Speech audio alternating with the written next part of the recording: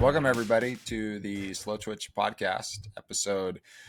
I have no idea. I'm gonna just quit saying that in our intro. I can't Yeah, I keep mean, count, I man. think you either know where I you already are feel or you don't. old, Ryan. I feel old already, and I just feel like when we're in like episode 1,000, I'm just gonna feel older. So I mean, we are old, Eric. Like that's part of the we're problem. not. Dang it, we're not. In We're triathlon not. terms, we are Oh yeah, fledglings. we're Yeah. retired. Yeah, that's why we're in this part of the business anymore. Because we we can't keep up, right? I Um, mean, trying, we can't but keep up with all the 50-year-old like veterinarians out there that kick our butt every time we race. I mean, there's always somebody that during the course of a race that like they were either a high school or a collegiate athlete. Now, they've got the full blown like dad bod, or there was, I can remember one race where there was a guy who was quite literally, the best way to describe him was he was shaped like a bowling ball, and he went past me like running 5:45 pace. I was just like, how, none of this makes sense. Mm-hmm. But like, that goes back to, sometimes you're lucky to have good parents, Yes. Well, yeah, and you did and work and at some, like, grandparents. yeah, yeah, and like you got We call the those luck of choosing genes. We call those good genes, parents, good Ryan. genes, and then Good you DNA. did do good work. Yeah, yeah, yeah. But um How are you, man? You have not you haven't been around, which is probably why our staggering huge podcast numbers have been down a little bit the last couple of weeks, man. well, People don't you go on people like you. vacation because um you know summer camp ends up here, and then you've got a gap for before the school year starts. So we took our daughter on a vacation, and we promptly came home, and my wife and I both had COVID. Which is And why you're not a niece, which it's is a a comedy of complete errors, including but not limited to me having COVID. And which we don't it want to talk about the other sucks. stuff. You're not a niece because you had COVID. Like, let's be real. Like, you can't be bringing that Singapore thing to the athletes. That would be that would be dishonorable. No, I mean, like, I just, even today, I sound better and I feel somewhat better. You do. Tuesday when you were like, "Are we recording Wednesday?" I'm like, "No, we're not. We're not going to record Wednesday. People will." You sound like shit, man. Um, and I mean, I still, unfortunately, like, I'm nowhere near 100%, as evidenced by me, totally spaceballing a couple of athletes in my pro preview um, for Nice this upcoming weekend. But yeah, pro tip: don't get COVID 3 times in a single calendar year. You're gonna have a bad time. Um, and even though this is not the worst I've had it, still sucks. Don't do it. Which is, I'm not even going to go there, but yeah. Yes, I was vaccinated and boosted. It didn't, like, I still got Yeah, it sick. didn't work. Like, well, Yeah. Yeah. Yeah. we're gonna drop that part of the Imagine conversation. that.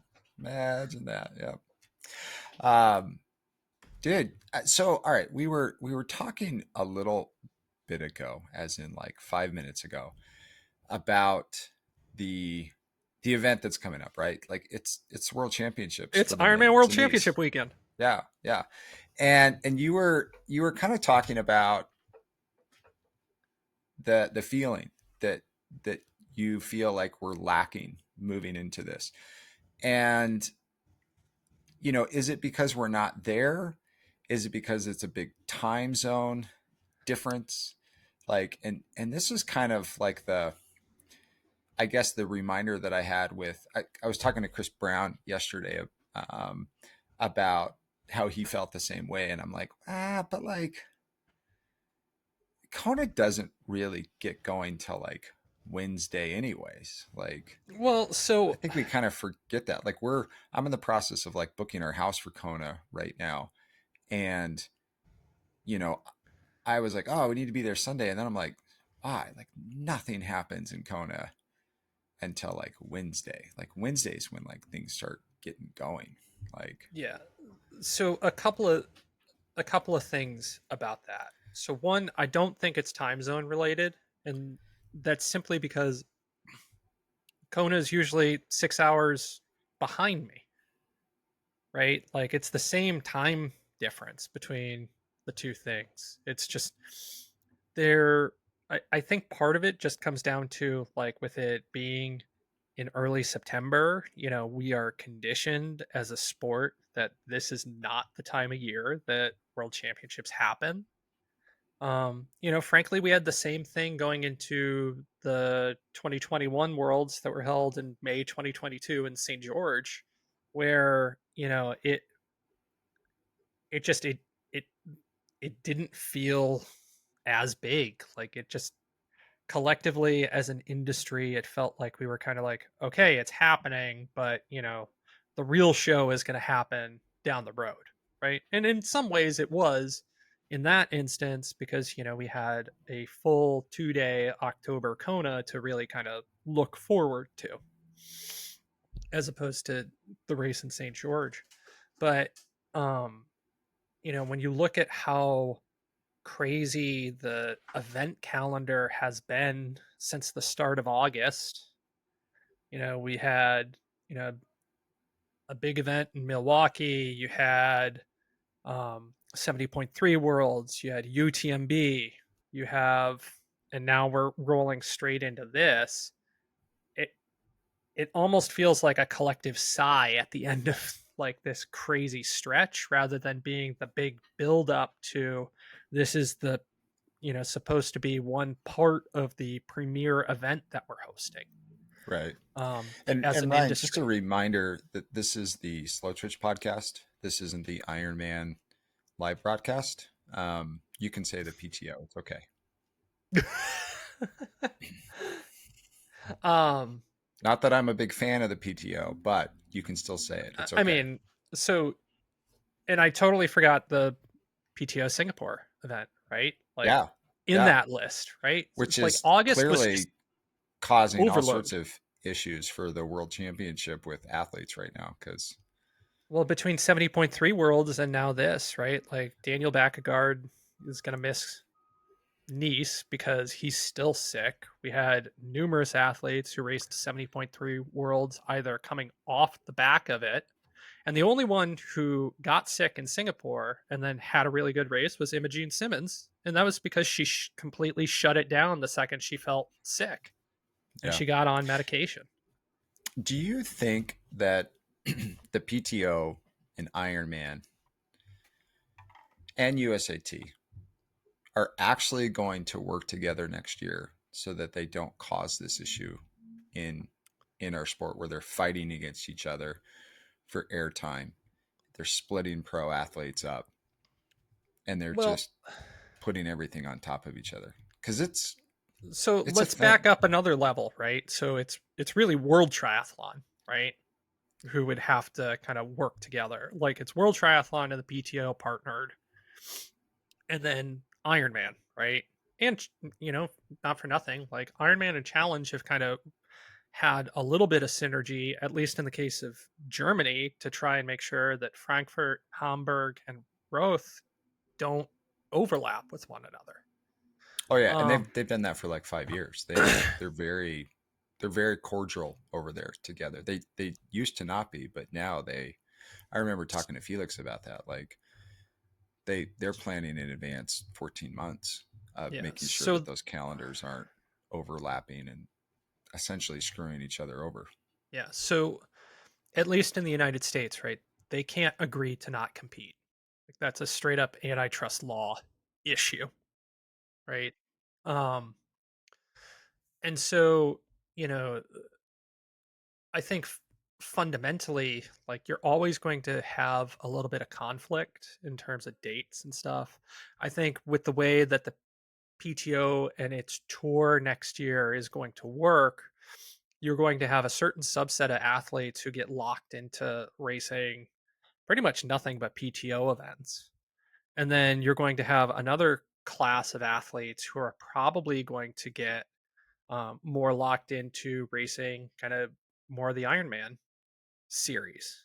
And, like we talked a little bit about this with Sky when she was on the podcast. She strikes me as an athlete that might be more likely just because she's so good at true quote unquote long course.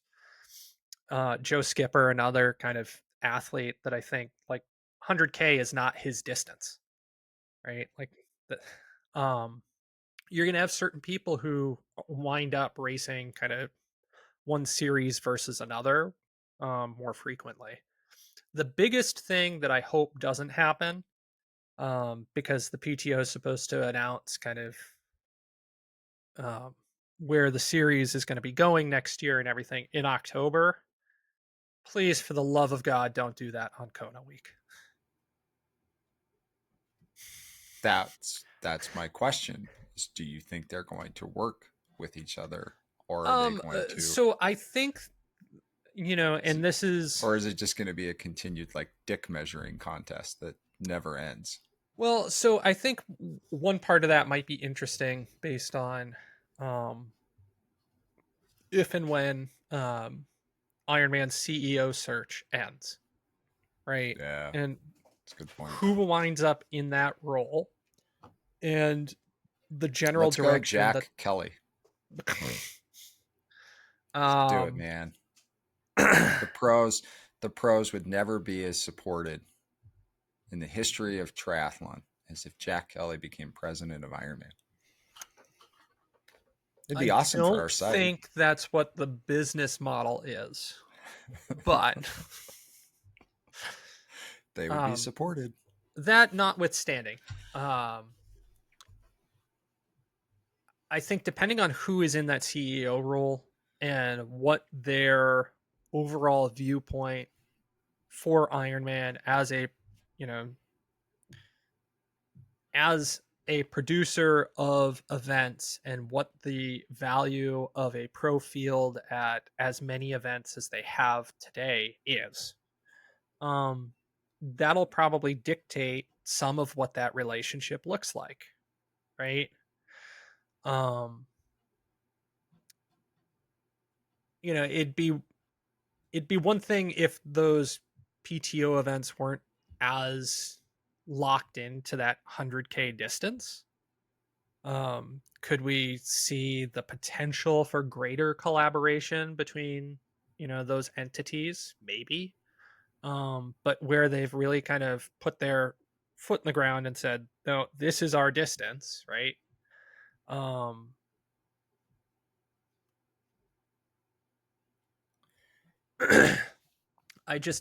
I can't see them.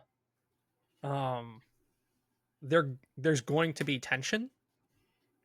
It's just a question of how much. Yeah.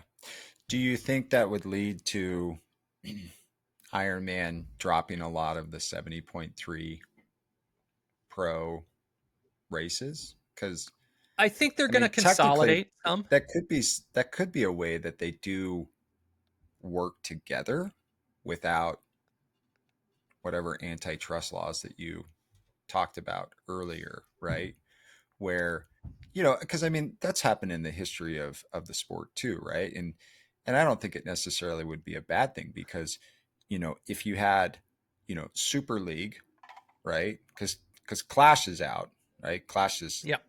they're done with professional athletes. They made that announcement a couple months ago, which I think is a move that's long overdue. Um, I just felt like they were in this weird space that didn't make a whole lot of sense for what they were doing with the pro athletes. And I'm really glad to see that they're continuing doing what I feel like is their greatest opportunity, and that is with the age group athletes and Right. putting those events on there around those tracks. Um, but you would have, Super League, who essentially is taking over short course, you could have the PTO that is essentially taking over that middle distance, and then you'd have Ironman taking over that long distance from a professional athlete standpoint, which in turn could help really become a strategic play with getting new age groupers into the sport to have specific professional athletes that they look up to go after that ladder that athletes naturally should climb, right? Yeah. So, athletes, your first triathlon shouldn't be a half Ironman.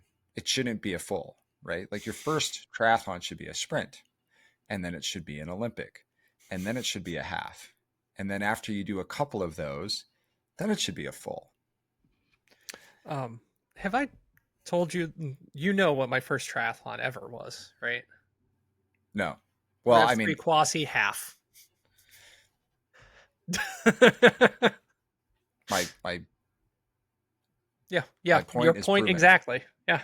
Yes. Um, Yes. yeah, that ended well for Yeah. everyone involved. Yes. I Yeah. was vomiting in the med tent for 3 hours. It was great. Yeah. Yeah, exactly. Yeah. Yeah. Fun times. Yeah. Um, Mine was a sprint, by the way. And then it was yeah. an Olympic, and Yeah, then it was a good half, job. and then it was a I full. Yeah. yeah, I appreciate the smart way of approaching it. But that was, I'm a little bit older than you, and I've been in the sport longer than you. Yeah. And back in the day, that was what was going on. Like there was specific groups that were responsible for specific distances. And there was this outside competitive system that was going on where these groups were very focused on specific distances and specific things within the sport that created a natural progression ladder for not only professional athletes but age group athletes to have a different experience at each one at a different race.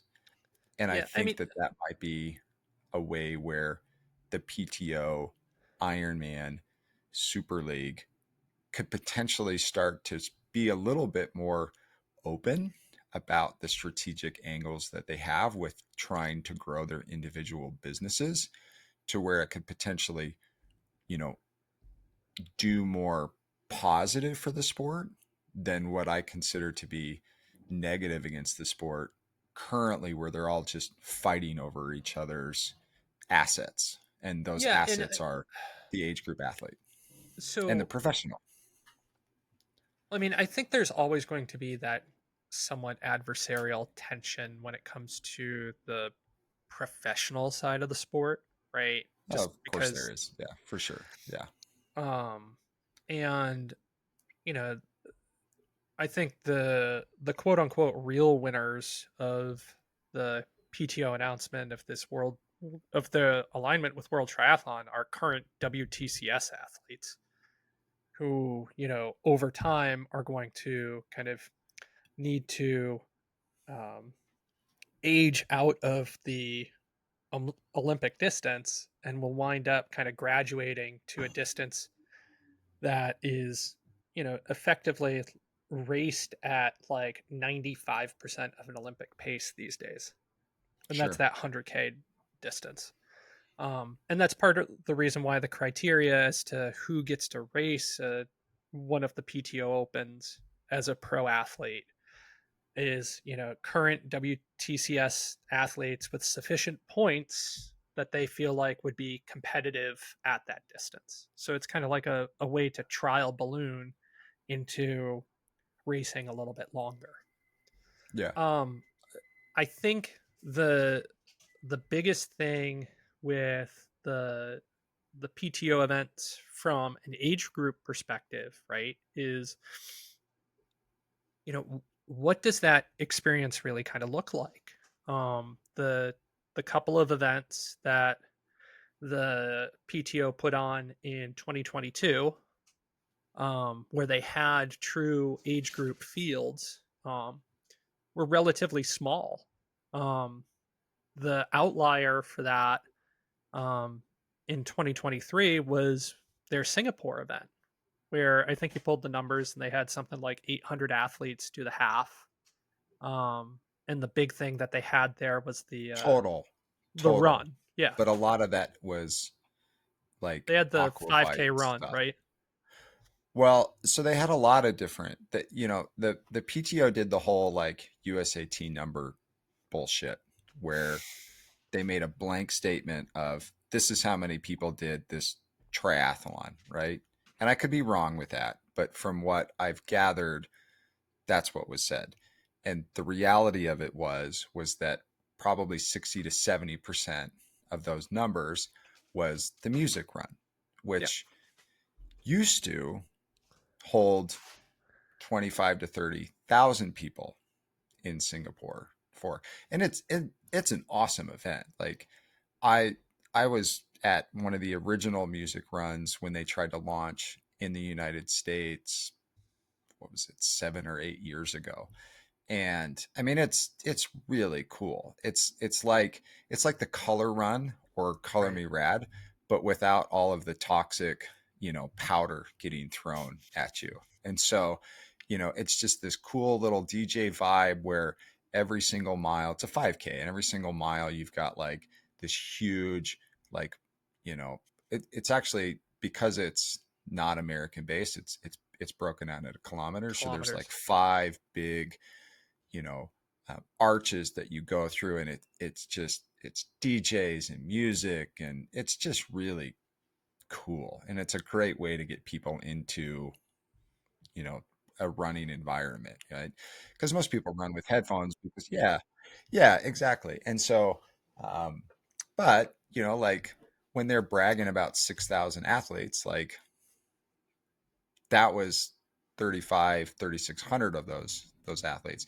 And then the rest of those were, there was a lot of aqua bikes in there and duathlon and stuff like that that was all mixed up. Now I'm But not that's also trying to cool, right? yeah, I'm not Like, trying to disregard that at all, because at the end of the day, there was 6,000 people at that event that were doing something healthy for their bodies.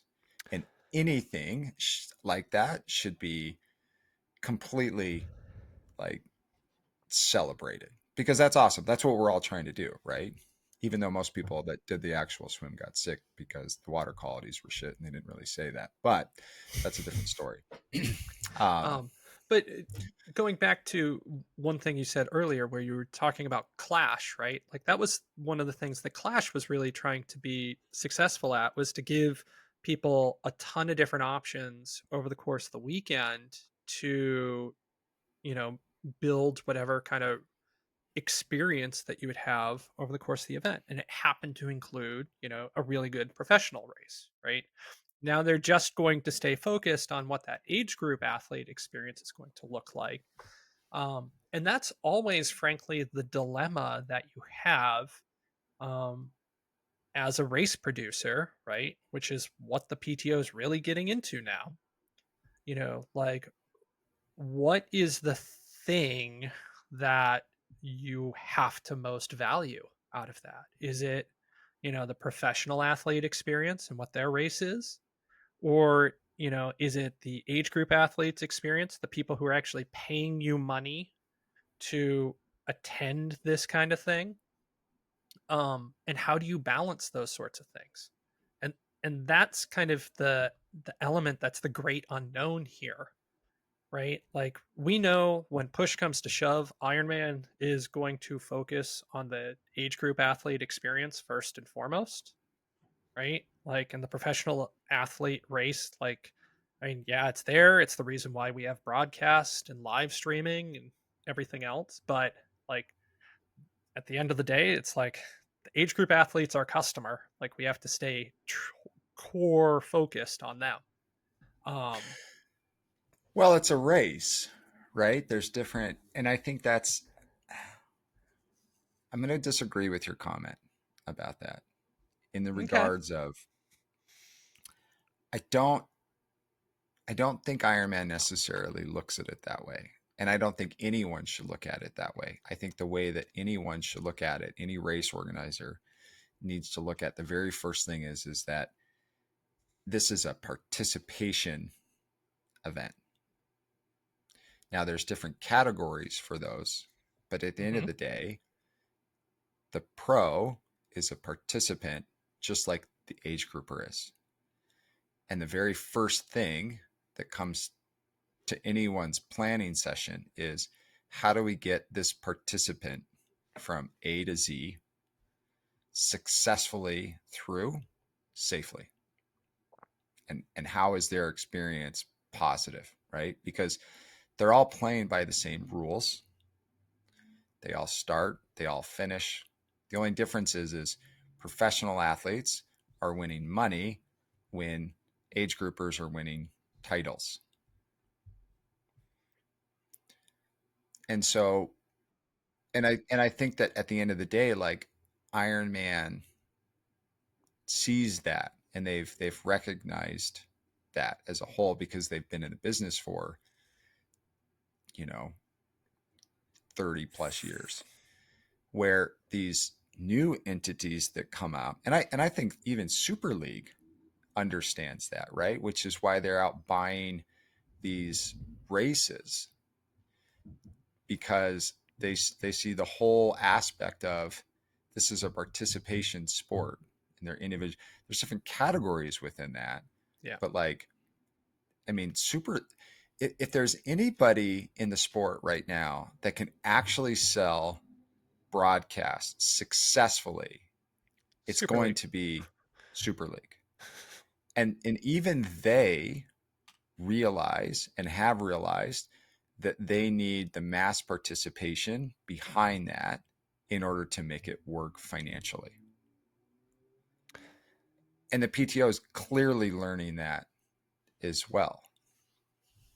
Yeah, um and I think the strength that they're going to have, and this was their kind of gap that they had when they first launched the tour, was by having a big partner like World Triathlon, like to bring some of the credibility behind the age group event.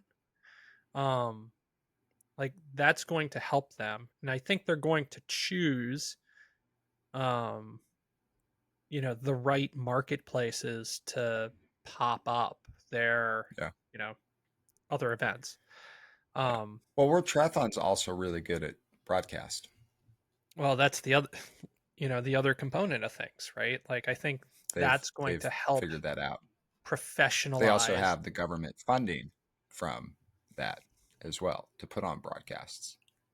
Um, but they also have a subscription service, right? And like that's kind of the road that, Proven, you know, I think proven the one. P Like yeah, they've been doing it long enough to know that people pay for it, right? So and like at the end of the, I think that's the general direction that PTO wants to move with PTO Plus, and I doubt that they're going to, um long term, free stream most of their content.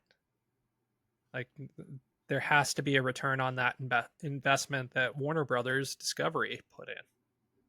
yeah. And I think that's partially why, like, that's another reason why that synergy makes a lot of sense for Hmm. them. But going back to our initial conversation about Nice, right? Man, we Like, got sidetracked, didn't we? Jeez, Louise, that was my fault. Sorry, but sorry, it, everybody. it's a conversation we need to have, right? Like this, It also leads us to where we're at now, right? With all of these things that are going on, all of these have particularly this fall, right? With all of these races and like it kind of leads to, has this helped or disadvantaged the hype of the world championships for the first ever split of the men and women in different locations? yeah, I mean, it's only the second time that we're awarding a world championship outside of, well, an Ironman world championship outside of Kona, right? Um, and it's the trial run of the split. And here we sit recording this on Thursday of race week, and it simply felt like this snuck up on everybody. Um, the, you know, not to get too much into the sausage making of stuff, right? But in general, leading into world championships, like I get hundreds of emails from various industry people about, hey, like this is happening. This is what we're looking to do. Um, if you want to talk to this athlete and everything else. And I can count on both my hands the total number of those that I've gotten for Nice. It's the most emails I'm getting, and I'm very happy to say this. Ironman PR has been on top of it. Like their comms team have been sending out a lot of stuff over the last week and a half, really, like getting people prepped up. Um, and their media kit looks really solid. Uh, but just overall, like it feels like we're all kind of like we're all exhausted. We're at like mile 140 of an Ironman. Like we Are are we done. um, okay? But here's my question: Are we? And this is going to be followed up next week with, because we have Brad Williams on site right now, Yeah. right? Like you weren't able to go, but Brad was, and Brad's there, and he is going to be on the podcast next week talking about this. And so we're going to get a lot of feedback on whether or not our philosophies here, and we're also going to get comments as well from people that are there that listen to the podcast and tell us, dude, you're crazy, like the hype's big, it's real, blah blah blah, So you guys just aren't a niche. But the other question that I have is is this because the industry isn't there? Is it because we don't have good relationships with some of the industry that's there? Because a lot of people are spending a lot of money over there that we don't have relationships with. Like we don't have a good relationship with On running shoes. Slowtwitch in general does it right because they don't buy their shoes, but like I haven't heard anything. But they're doing massive activations over there. Or is this starting to become something that's just controlled by Iron Man, and the industry hasn't had an opportunity to figure out how to break that control? Because like we're pretty good at Kona figuring out how to get around all the exclusivities that Iron Man right. has, right? Like they know where to go, they know where to like get you know a thing outside of the expo to gorilla it, blah blah blah. Like people understand how to work around things in Kona.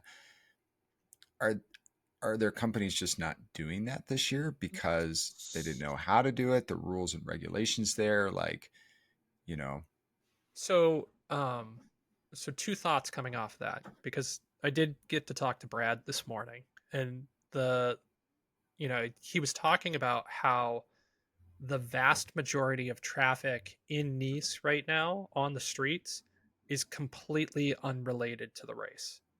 hmm And the best analogy that we could come up with would be it was as if you put the Ironman World Championships in Vegas and you just have a ton of tourists out and about, and there happen to be some, athletes there. Um, and so you know, I think that's one of the challenges, but also one of the really cool things about putting this race in a, a destination like Nice, um, because you're going to have kind of like a totally different experience. And it's just, in his own words, it's absolutely gorgeous there. Um, and so, from that perspective, I think the athlete experience is going to be really uh, different, unique, and I think people are going to like it. We'll find out more kind of over the next few days. We have an athlete or two who are going to report back their experiences there, and then Brad will be able to kind of give us the perspective of somebody who's gone to Kona multiple times and is there now, and tell us what it how it felt on the ground. But um, just thinking through kind of like industry perspective, and everything else. Like on got me kind of the event that Christian Blumenfeld is in Nice for. Um, everyone was. I did appreciate Joe Skipper, trying to egg him on to, last minute accepting his world championship slot. I love Skipper, man. He's And he's inheritor just of so Dark Mark's he's just best. so good at his delivery, and like Yeah. he's he he just reminds me of all the people that in the past who um, have tried to egg people on and make fun of athletes, but he gets away with it because you can just you can just tell that he means well, right? And so When you're every that British, you can get away with pretty yeah, much like he anything because just it's that dry humor that is inherent. Um, yeah, it's just yeah. but like um, usually, like leading into a Kona, like I have 30 different invites to various stuff from brands that we are and are not partners of, right? Whether it's, quick events that they're hosting or anything else. And quite literally, there have been four that I've been invited to for Nice. And I think part of that is like because it's in Europe, right? There are certain brands that we probably don't have that degree of relationship with. Um, but also, like, just, even bouncing around some of our fellow publications' websites and everything, like, the only one that really felt like totally niced out was triathlete. Like your 220s and try 247s, like they had coverage, but it does not have the same impact like we normally see. And I think that's one of the drawbacks of the split is that, you know, everyone's focus kind of has to be twofold because we're all managing budgets and the way that um, we're able to write stuff up and get people on time. I just, So wait, so it's, who's doing a good job? Who's not doing a good job? well, I'm not saying that they're doing a good job or a bad job. I'm just saying, like, from the amount of volume and coverage and, like really kind of branding stuff out, like, triathletes clearly gone very far down the rabbit hole with Nice.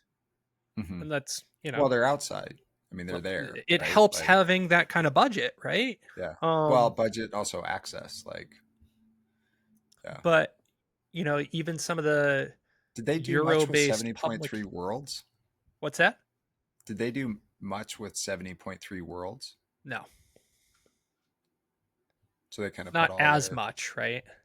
And they yeah. also didn't do like, this has been part of the way that we've adjusted race coverage, right? Like they had definitely pulled back some on some of their event coverage that they did throughout the calendar year. Hmm. Um, but you know, they've pulled out a lot of the stops when it comes to what they're doing in Nice right now. Hmm. Like, and power to them, like they're getting stuff up, they're getting stuff done. Um, Yeah, I mean, they're just reshooting a lot of bikes that I shot at Roth, but whatever. Here's Joe Skipper's bike. Yeah, it hasn't changed, but cool. I mean, also at Placid, Yeah, yeah, still looked yeah. funny, but it Oh didn't yeah, look that funny. And he's gonna run the armrests in Nice. Should be interesting. which is insane to me. Well, he Let's did talk it about that. so Let's talk about that bike course for a second, though. There's 8,000 feet of elevation gain. Good. Make Who's it going to hard. win? Who's going to win? Who's your favorite to win? I mean, it's yawn or bust, in my opinion. I don't think Jan's going to win. I think he's gonna podium, but I don't think he's gonna win. Well, so one of the questions I actually wanted to ask at the press conference, which I might feed over to Brad, is asking Jan, like, say you have a mechanical, say something goes wrong, right? Like you have said this is your last go around and everything else. But I don't think the competitor in him, like, if if there is something outside of his control that happens and derails his race, he's going to be able to let go. And like, has he actually been like reckoned with that idea in his head yet?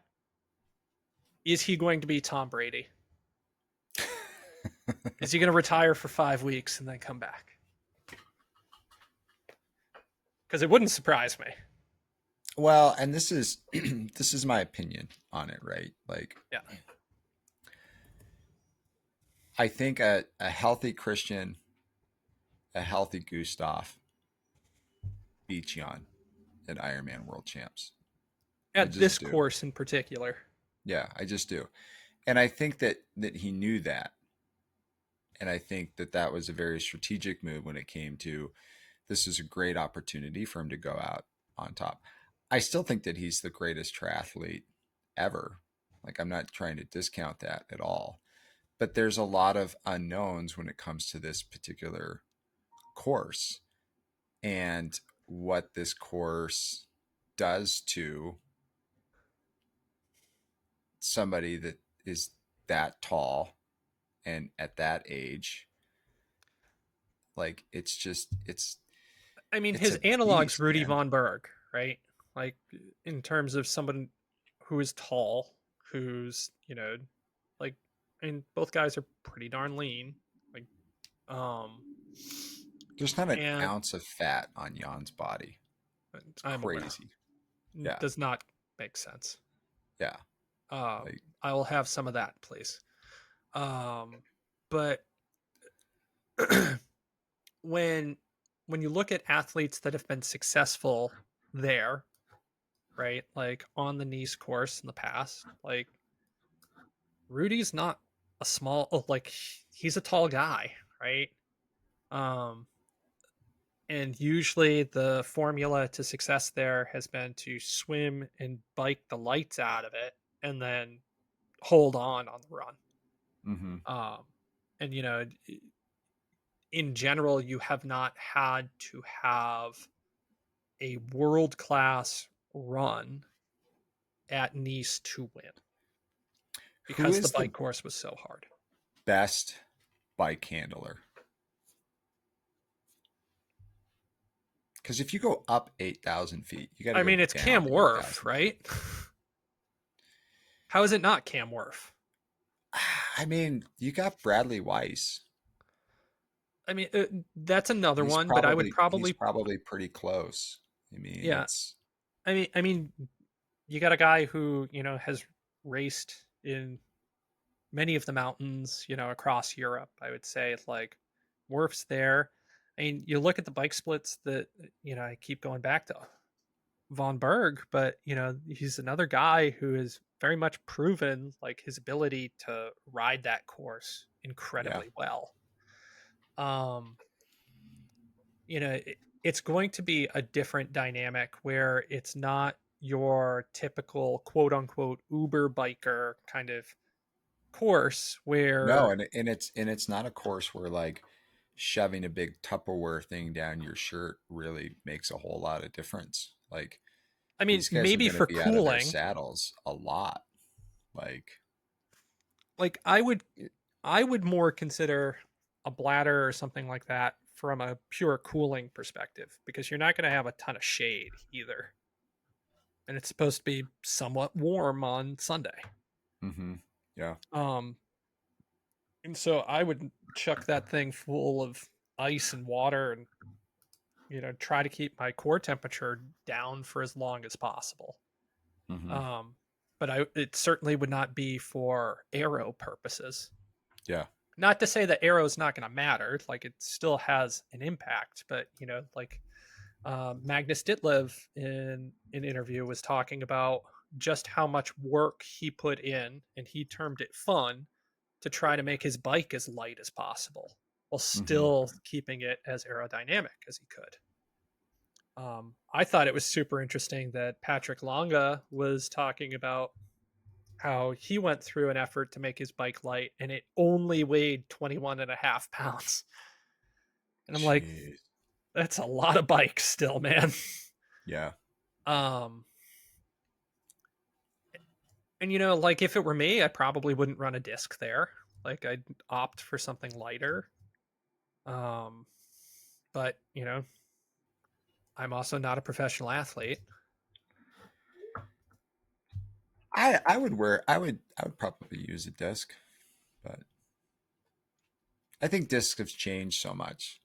Like I They're still heavy, man. they're not though.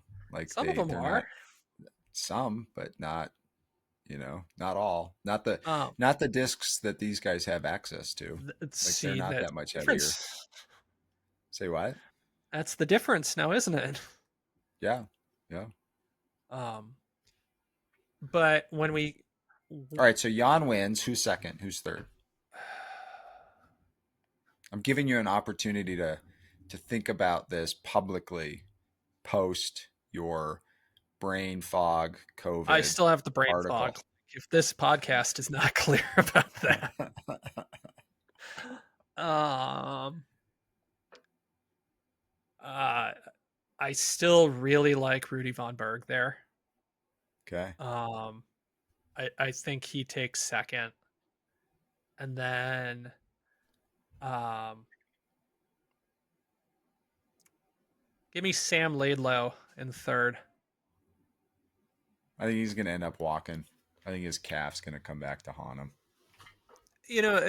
I almost I, picked I, I, Clement I don't, Mignon there. I don't wish that upon him, but I think that's what's going to happen.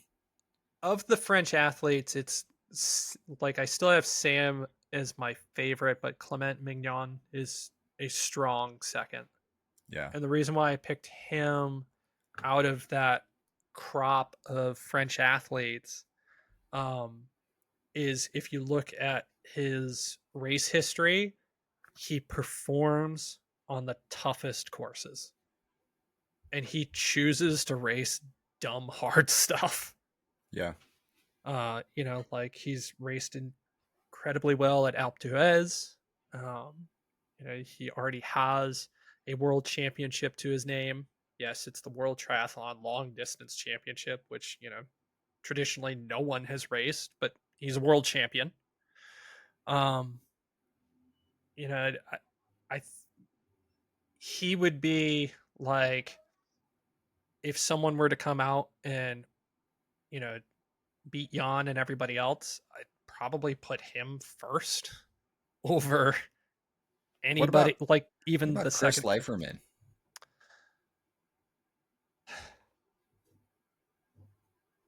I mean, I could see him having a good race. I just don't know how Top far up five? the field that puts him. Like no one's It's talking about the guy. Like no, no one. including myself. Yeah. He's You're just fit. trying to pull out He's everybody healthy. that I didn't select. Well, I'm going I'm basing a lot of this information back in for the world championships that were held in St. George, Yeah. which is about the only thing that we have to compare to this Nice course, right? Like everyone's going off of like traditional October Kona. Yeah, no, and I think it's a mistake to look at Kona performance. I mean, it's Yeah, not a because mistake in this that um like for example, Magnus Ditlev does not race super well when it's really really hot, and there's one exception to that, and that was Roth. Like wasn't really other hot there. I mean, otherwise, like last year, lava fields looks like melted vanilla ice cream everywhere, right? Like just and it's supposed to be 86 degrees because we use freedom Fahrenheit over here. Um, Is on it really Sunday in going to Nice. be 86? Yeah, Oh man, this is going to be a bloodbath. it's gonna be ugly, ugly. Um, and that was part of why, when I was looking at athletes who might perform well, like I looked at the like course difficulty was really up there, and then who's proven that they can consistently handle heat. Mm-hmm. Um, which like this might, everyone had always said the knock on Kona is that it's a small guys course, right? Like guys who could hide from the wind and then weren't impacted by the heat and humidity. It's not going to be as bad, right? Like the heat index might, like the actual like real feel or anything else, because there's, again, another course with really kind of a lack of shade, plenty of concrete and everything out there. Like it's going to be warm on that run course with the ocean right Yeah, there, and it's going to be warm, but there's going to be that breeze, right? breeze is only supposed to be like 5 to 7 miles an hour. Like it's Hey not, man, that's a breeze. it's a little, but um and especially off of how hot some of the guys are going to have to cook some of the climbs, like Oh, yeah. it's going to be carnage. Yeah. All right, let's um talk about the numbers real quick in these 2,200 athletes. Is that yeah. good? Bad? Success? Failure? um so I mean, it's something like 35-40% more male athletes than you would have in a typical quote unquote Kona cycle. Is it? No, Yeah. it's not that much. How Yeah, many? 3,500 people usually at the World Championships? it's fewer than that. 32. It's published It's over fewer than that, 3,000. but um And only 30% of those in the past have been female. It's never so been I an mean, even split. I think um for a first year of this is about what I would have expected to see. Okay. It's hard because Ironman never is open about what their real goals are, right? So, Yeah, I mean, I think they like anything over 2,000 athletes, I think has to be viewed as a somewhat success out of this. Yes, like people were offered slots later than, you know, like, oh, based off of their 2022 results, right? And some of that is kind of like backdating off of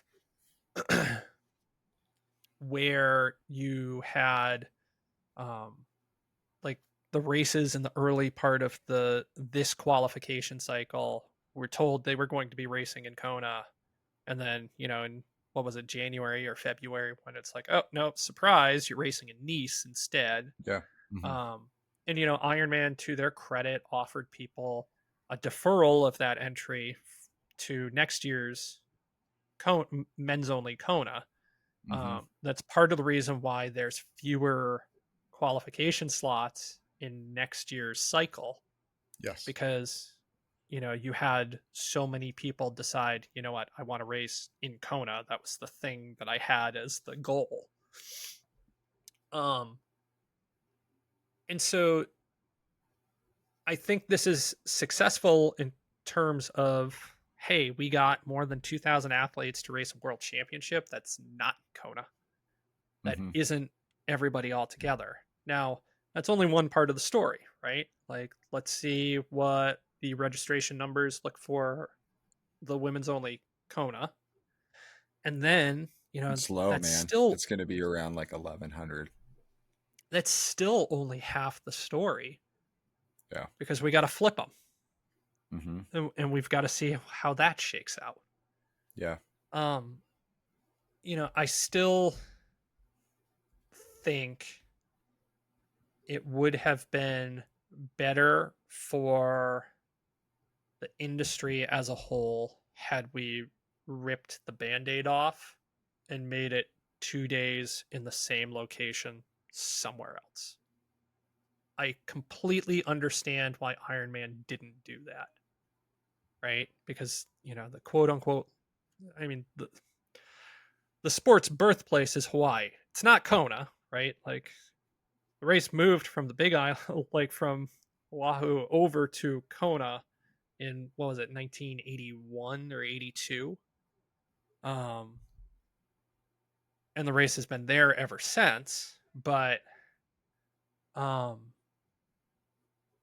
like, the most common piece of feedback I get is, like, both my wife and I qualified for certain couples. And it's like, traditionally we would both go. And this year we're having to make a decision as to which race we're going Mm-hmm. to.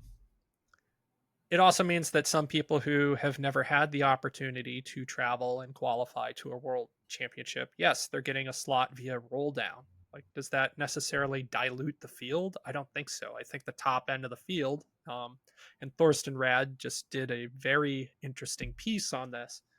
Basically, like, the top end of the field is as fast or faster than it has ever been. Mm-hmm.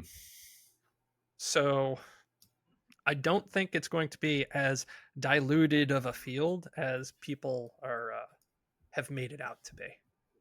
But Yes. it's going to be a Some of bloodbath those on comments Sunday. just like, yeah, some of those comments just like crack me up. What, we had some dude comment on our Facebook comment like, this is the worst Worst men's pro field. field ever.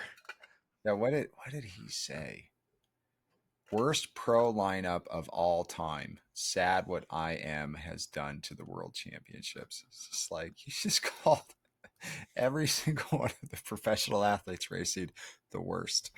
Well, the other thing I don't understand is how, like, if you wanted to make an argument about the age group athlete field, right?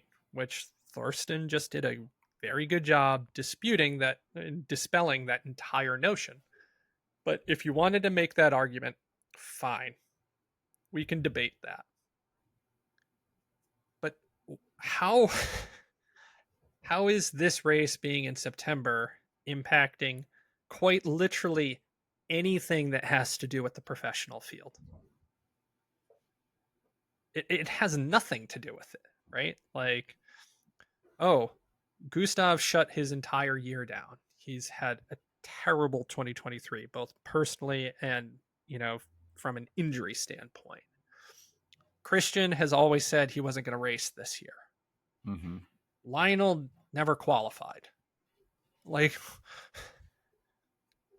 what are we talking about?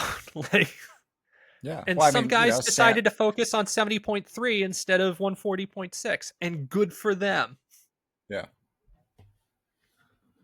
Yeah. There's a lot of racing going on, and so it's going to change. You know who's there and why, and all of those things. So, Yeah.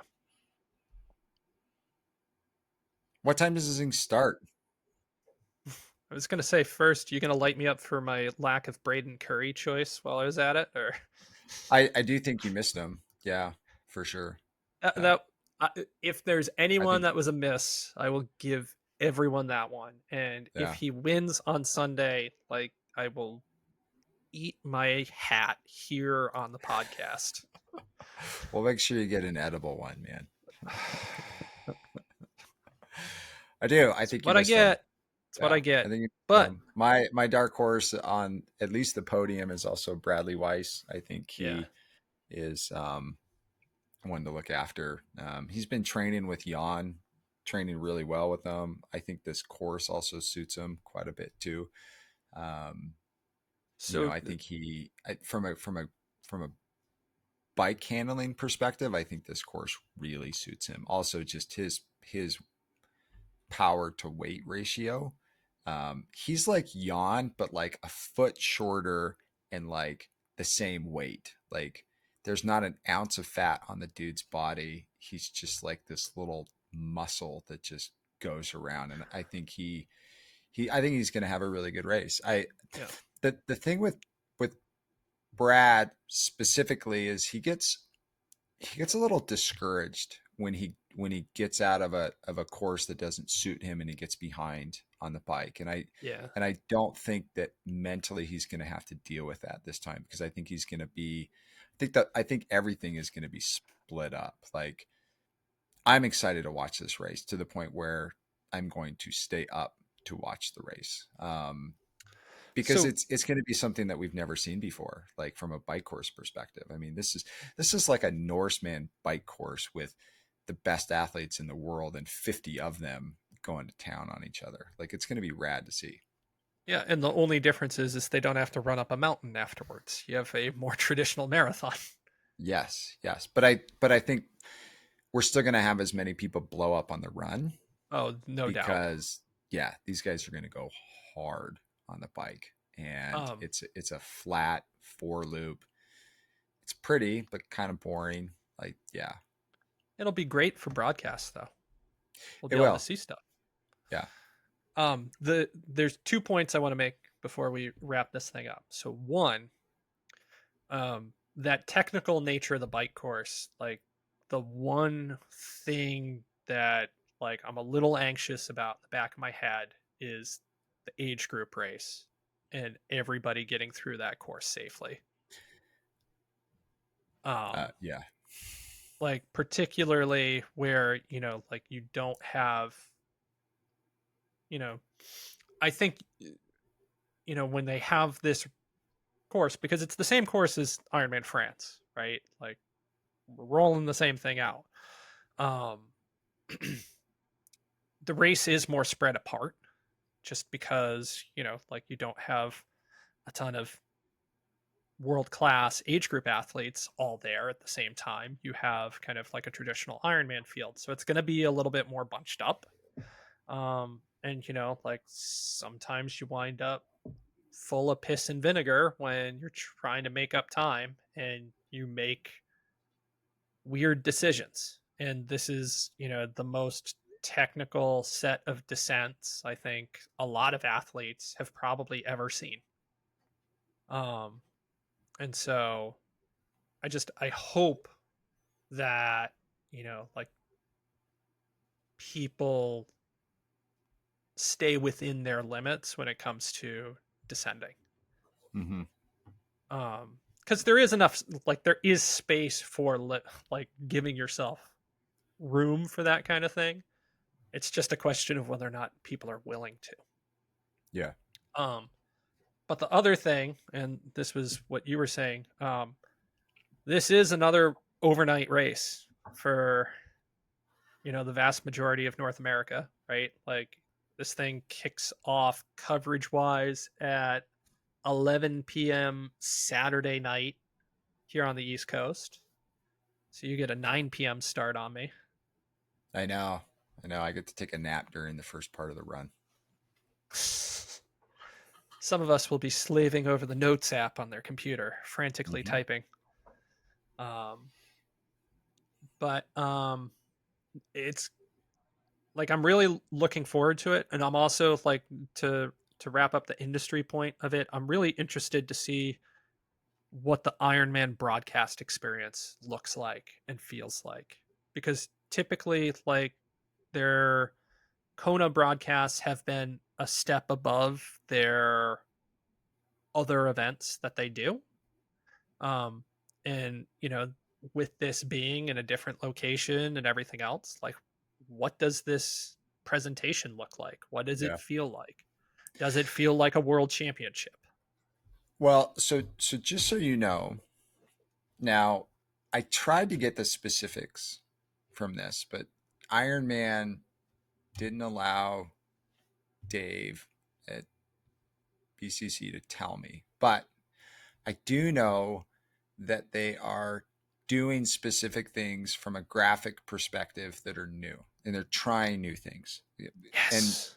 and this going back to, do you remember the power and speed like graphics that they had at 70.3 worlds, and Yeah, how the they were ones where like, it was like Taylor Nib was putting out 300 something watts at yeah, one yeah, yeah, point. like totally fucking off, right? Like, right. But they were trying, right? And this is an example of like, you know, hey, let's do something cool and new And then But everyone shits all over it. yeah, and it's like, but at the same time, it's like, you know, do a little bit more research on like what it should be, right? Because, Yeah. Strava does this all the time, but Strava also has like a million more data points to go off of before they even attempt to do it for you personally, right? So Right. they've made some adjustments to that particularly, where I think it's going to be a lot more accurate because, I remember, talking with Dave. I'm like, just so you know, like no one pushes those watts during Ironman. Like the guys don't do that. The girls, like nobody does, right? Like it just doesn't, like they may push those types of like watts for like an Olympic, but like for a half an Ironman, like not even close. Like, so they've been working closely with a lot of those pros to get some of those numbers to Yep. be able to adjust those. And so that's going to be really cool to watch. They're also doing some other things that I don't know about. Um, and so I'm excited to see that, because that team is always trying to push the envelope a little bit more with bringing cool and exciting things to the actual live broadcast. I also heard that Matt Lieto's mustache may or may not be on the broadcast this time. So I'm excited to see what happens with that thing. Um, and yeah, it's going to be good. Ah, Matt, shave it, buddy. You just look weird. It's, it's not is he? November. Yeah, he's finally going to be allowed within 300 feet of schools across the world. I mean, Ryan, that should be It was pretty bad. I mean, like so bad. I've So, grown that thing out before and have been uh, told to immediately evict it from my face if I care to well, sleep anywhere in my house. Well, you're married. You actually have somebody that cares about you. I mean, but the Matt's just couch is living his best comfortable. No. life. Matt Lieto, we love you. I'm excited to listen to Matt and Rennie. They're doing a great job. They're great broadcasters, man. Like I love listening to them. I mean, honestly, Also, Marinda if you're at listening to us on this podcast, do us all a favor. Like if you don't like Iron Man, that's one thing. But don't shit on the people that are working for Iron Man. Don't, like, they're sick of it. They're sick of listening to you bitch and complain about things that they don't have control over, right? They're not professional broadcasters or commenters, whatever the fuck you want to call them, right? They're athletes that love the sport, that are there because they know more about the sport than anybody else, and they're doing their best. And if you want to go, you know, just nag on them because of your hatred towards Iron Man, like go somewhere else. Like they don't deserve it. Like I just want to put that out there. Like this includes everyone, like all the way down to Jack Kelly. Like everyone's just trying their best. And we don't need a bunch of negative Nancy's out there like nitpicking every single thing that these people do. Like kudos to everybody that gets in front of a mic for hours on end to try to entertain us as we're home trying to watch these sports from afar. Like keep pressing forward, everybody. Like way to go. Like I wouldn't fucking do it. There's no way. There's no so way I would take. I you would refuse not to be on. last. No, I wouldn't. I refuse to be like on Breakfast with Bob because I'm like, dude, no one wants to see my face for an hour, like or 15 minutes or whatever it is. Like, no, not that guy, right? Um, So uh, kudos to all the people that get behind the mic and do it.